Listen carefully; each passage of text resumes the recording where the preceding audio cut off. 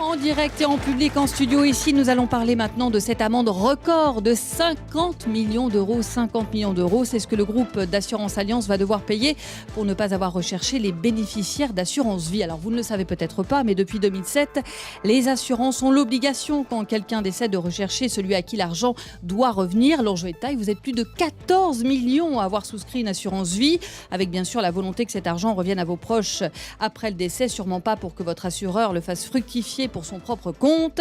Eh bien, sachez qu'il y a au moins 2 milliards qui ne sont pas distribués ainsi chaque année.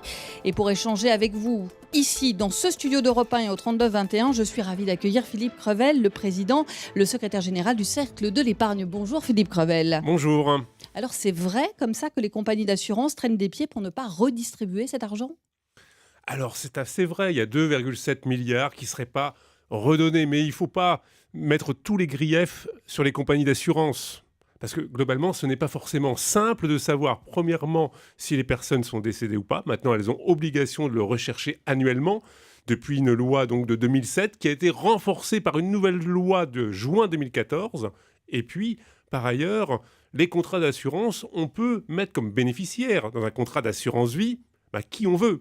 Ses enfants, sa famille, mais également des amis. Et si, par hasard, c'est un contrat souscrit par M. Dupont au profit de M. Martin, évidemment, ça peut être compliqué pour la compagnie d'assurance de retrouver l'adresse du bénéficiaire.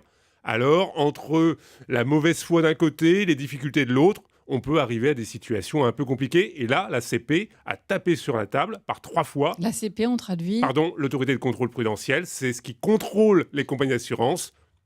3 sociétés se sont fait donc prendre la main dans le sac en disant qu'elles n'avaient pas suffisamment agi pour retrouver les bénéficiaires. Et à la clé, effectivement, on le disait, cette amende record, 60 millions d'euros tout de même.